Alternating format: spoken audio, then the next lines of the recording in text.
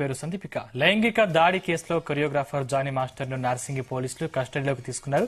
4 రోజుల కస్టడీకి court okay చెప్పడంతో చెంచల్గూడ జైలు నుంచి నార్సింగి పిఎస్ కు తరలించారు. అయితే మీడియాను చూసి జానీ మాస్టర్ పిఎస్ లోకి పరుగులు తీశారు. కెమెరా కంట పడకుండా ఉండేందుకు ప్రయత్నించారు.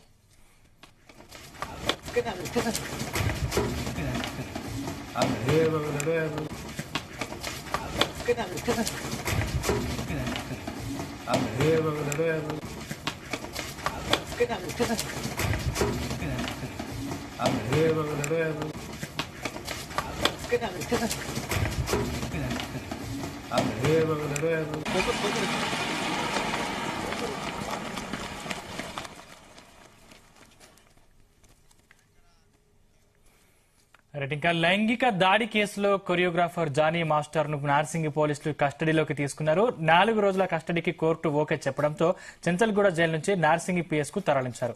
అయితే మీడియాను చూసి జానీ మాస్టర్ పిఎస్ లోకి పరుగులు తీశారు.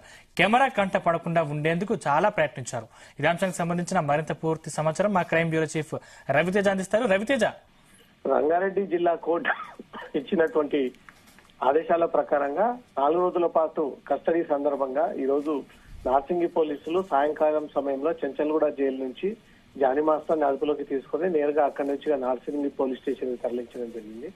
నార్సింగి పోలీస్ స్టేషన్ కి చేరుకున్నటువంటి వెంటనే తను మీడియా కెమెరాలను చూసి ఒక్కసారిగా తను దాంట్లో క్యాప్చర్ అవ్వద్దు అనే జాగ్రత్తలో భాగంగా వెహికల్ దిగి ఒకేసారి పరుగులు తీస్తున్నటువంటి దృశ్యాలు కూడా కనబడతా ఉన్నాయి. మొదటి రోజు అరెస్ట్ అయినప్పుడు కూడా తల భాగానికి క్యాప్ ధరించడము, మొహానికి మాస్క్ పెట్టుకోవడము, ఎక్కడ కూడా జానీ మాస్టర్ అనే ఒక ఐడెంటిఫికేషన్ దొరకకుండా భవిష్యత్తులో ఈ కేసు పట్టి పీడిస్తా ఉంటుంది. జీవితాంతం కూడా జానీ మాస్టర్ అనగానే ఈ వీడియోలో వచ్చేటువంటి అవకాశం ఉంది కాబట్టి వీటన్నిటిని దృష్టిలో పెట్టుకుని కెమెరా కంట పడకుండా, కెమెరాకు చిక్కకుండా, కెమెరాతో మాట్లాడకుండా, ఏ మీడియా ఛానల్ లోగోస్ ప్రయత్నం చేసినా మాట్లాడకుండా అక్కడి నుంచి పరుగులు తీస్తున్నటువంటి దృశ్యాలు అన్ని చోట్ల కూడా అదే కనబడతా ఉన్నాయి. కోర్టులో ప్రొడ్యూస్ చేసేటువంటి టైంలో కూడా తను మాట్లాడే ప్రయత్నించినప్పటికీ తను ఏమాత్రం ఇష్టం లేకుండా నేను మీడియాతో మాట్లాడాలనే ఒక ఉద్దేశంతో తను ఫేస్ కవర్ చేసుకొని ఐడెంటిటీ రివీల్ అవ్వకుండా మాత్రం తగి జాగ్రత్తలు మొదటి నుంచి తీసుకుంటా ఉన్నారు. ఈ రోజు కూడా నార్సింగి పిఎస్ కి తీసుకొచ్చినప్పుడు కెమెరాలు ఉన్నాయని తెలుసుకున్నటువంటి వెంటనే డోర్ దిగి పరుగులు తీస్తూ పైన ఏసీపీ కార్యాలయానికి పరుగులు తీస్తున్నటువంటి దృశ్యాలు కూడా కనబడతా ఉన్నాయి. ఈ 4 రోజుల పాటు జానీ మాస్టర్ ని ఇదే నార్సింగి పోలీస్ స్టేషన్ లో పోలీసులు రహస్యంగా విచారణ చేపట్టనున్నారు.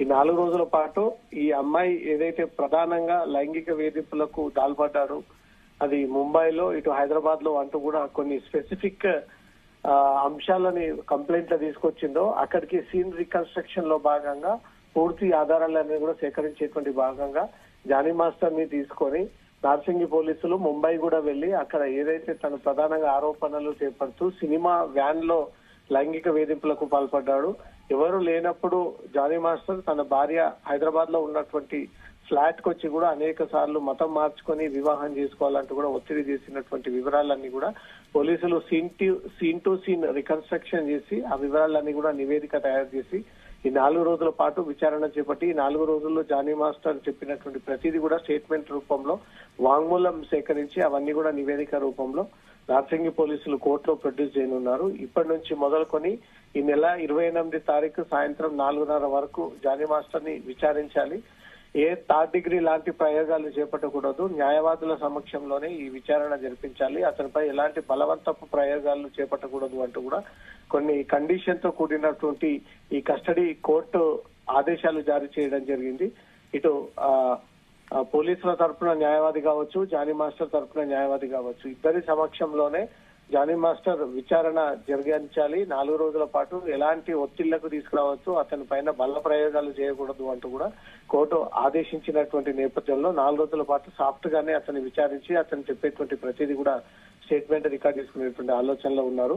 2017-18 నుంచి మొదలుకొని 2020 వరకు జరిగినటువంటి అన్ని ఎపిసోడ్స్ జానీ మాస్టర్ దగ్గర నుంచి అధికారులు అడిగినటువంటి ప్రతి క్వశ్చన్ కి అతని నుంచి సమాధానం రాబట్టి ఆ సమాధానం అంతా కూడా వీడియోగ్రఫీ స్టేట్మెంట్ రూపంలో కూడా రికార్డ్ చేసుకొని ఉన్నారు. Sandeep, right, thank you Raviteja.